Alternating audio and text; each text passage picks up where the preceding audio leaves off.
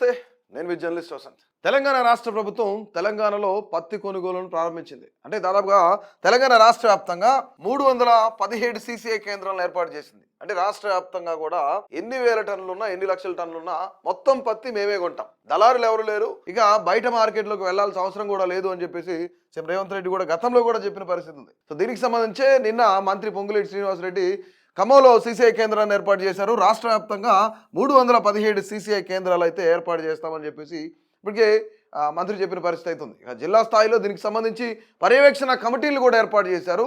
ముఖ్యంగా కొన్ని వివరాల్లోకి మనం వెళ్తే, రాష్ట్రంలో సీసీఐ తరఫున పత్తి కొనుగోళ్లు ప్రారంభమయ్యాయి.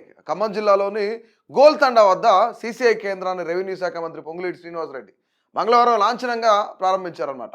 ఇక ఉమ్మడి ఖమ్మం జిల్లా వ్యాప్తంగా బుధవారం నుంచి పూర్తి స్థాయిలో 24 నుంచి నల్గొండ జిల్లాలో, అంటే బుధవారం నుంచి ఏమో ఖమ్మం జిల్లా, ఇక వచ్చే 24వ తారీఖు నుంచి మరో 2 రోజుల నుంచి కూడా నల్గొండ జిల్లాలో సీసీఐ కేంద్రాల్లో కొనుగోళ్లు చేపడతారని చెప్పేసి రాష్ట్ర వ్యాప్తంగా వర్షాకాలంలో ముఖ్యంగా చూసుకున్నట్లయితే 43.29 లక్షల ఎకరాల్లో, ఇక్కడ చాలా పెద్ద మొత్తంలో 29 లక్షల ఎకరాలు, అంటే 43 లక్షల పైనే 24.70 లక్షల టన్నులు పత్తి పండిస్తున్నారు అనమాట.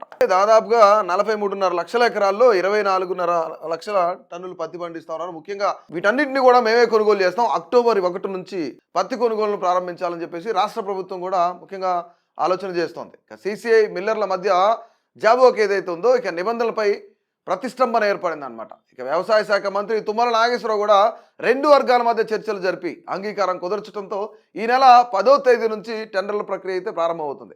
ఇక 10 నుంచి ప్రారంభమైతే 18కి ముగుస్తుంది ఈ యొక్క టెండర్ల ప్రక్రియ. 10వ తారీఖున ప్రారంభమవుతుంది.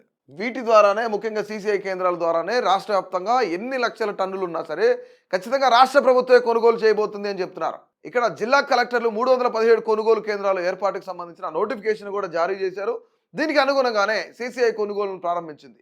ఇక ఈ నెలాఖరులోగా అన్ని కేంద్రాల్లో కొనుగోళ్లను ప్రారంభించాలని రాష్ట్ర ప్రభుత్వం సీసీఐని కోరిందనమాట. అన్ని జిల్లాల్లో మంత్రులు, ప్రజాప్రతినిధుల ద్వారా కేంద్రాలను ప్రారంభించాలని మంత్రి తుమ్మల నాగేశ్వరరావు, వ్యవసాయ అధికారులు ఎవరైతే ఉన్నారో వాళ్ళందరికీ కూడా ఆయన దిశానిర్దేశం చేశారు.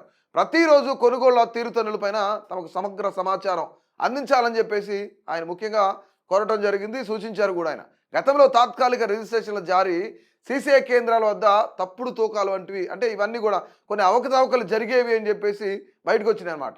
దీంతో ఈసారి అలాంటి అవకతవకలు ఏమీ జరగకుండా వ్యవసాయ మార్కెటింగ్ శాఖలకు సంబంధించిన చర్యలు, ముఖ్యంగా ఎవరైతే అధికారులు ఉన్నారో వాళ్ళందరూ కూడా కఠినమైన చర్యలు తీసుకోవాలి.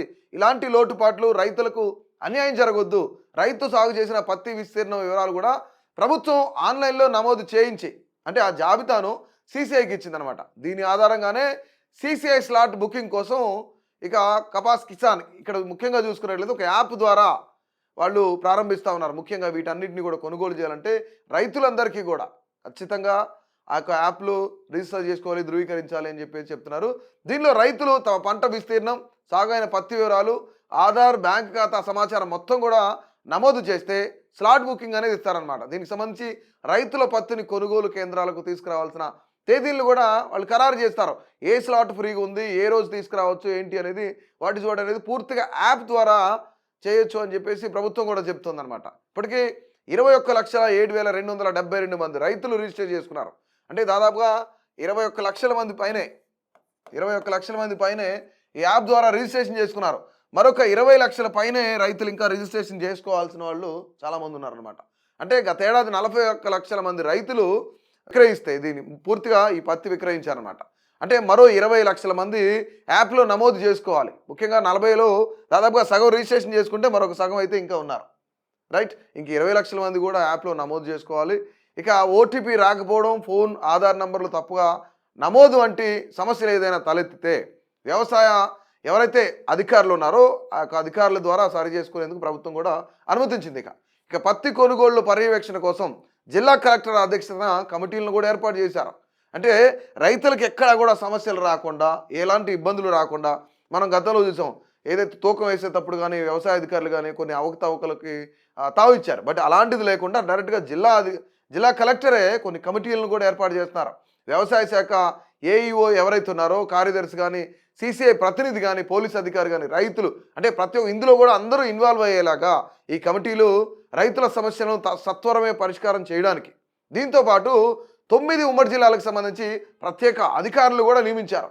అంటే రైతులకి కొన్ని వివరాలను సేకరించడానికి లేదంటే ఏదైనా డౌట్స్ ఉంటే కాల్ చేయడానికి నంబర్ కూడా ఇచ్చారనమాట. సో ఆ నంబర్ మనం ఒకసారి చూస్తే ఇది కస్టమర్ కేర్ నెంబర్ అనుకోవచ్చు. 1800 599 5779. ఇది టోల్ ఫ్రీ నెంబరు. దీనికి ప్రభుత్వం కూడా అంటే ప్రభుత్వ అధికారులు ఎవరైతే ఉన్నారో అక్కడ ఆ వ్యవసాయ అధికారులు కానీ లేదంటే దానికి సంబంధించిన సీసీ అధికారులు కానీ ఎవరైతే ఉన్నారో వాళ్ళు అందుబాటులో ఉంటారో ఈ నెంబర్కి చేయమని చెప్తున్నారు. అంటే టైమింగ్స్ ఇక్కడ మనం చెక్ చేస్తే ఉదయం 7 గంటల నుంచి రాత్రి 9 గంటల వరకు అందుబాటులోనే ఉంటారు అని చెప్తున్నారు అధికారులు. సో ఖచ్చితంగా రైతులందరూ కూడా ఈ అవకాశాన్ని సద్వినియోగం చేసుకుని ఎక్కడ కూడా దళారు చేతుల్లో మోసపోవద్దు. రైట్. దీనికి సంబంధించి రాష్ట్ర ప్రభుత్వం పూర్తిగా సహకరిస్తుంది. అందుకని చెప్పేసి ఈ యొక్క యాప్ ద్వారా రిజిస్ట్రేషన్ చేసుకోవాలని చెప్పేసి ప్రభుత్వం కూడా చెప్తుందన్నమాట. సో ముఖ్యంగా ఇది ఈ పత్తి కొనుగోలుకు సంబంధించి రాష్ట్ర ప్రభుత్వం కొన్ని సూచనలు సలహాలు అయితే ఇచ్చింది. జిల్లా కలెక్టర్లతో కమిటీలు ఏర్పాటు చేసింది. సీసీఐ కేంద్ర ప్రతినిధులు ఎవరైతే ఉన్నారో వాళ్ళందరినీ కూడా అందుబాటులో ఉండాలని చెప్పింది. అట్ ద సేమ్ టైం ఎక్కడా కూడా రైతుల పైన దోపిడీలు జరగకుండా అవకతవకలు జరగకుండా ఉండాలని చెప్పేసి ఎప్పటికప్పుడు పోలీస్ అధికారుల పర్యవేక్షణలు ఇదంతా జరుగుతుంది అని కూడా రాష్ట్ర ప్రభుత్వం చెప్తుంది. సో మొత్తానికి ఇది రాష్ట్ర ప్రభుత్వం పత్తి కొనుగోలు చేసే విధానం గురించి మీ యొక్క అభిప్రాయం అయితే తప్పకుండా తెలియజేయండి.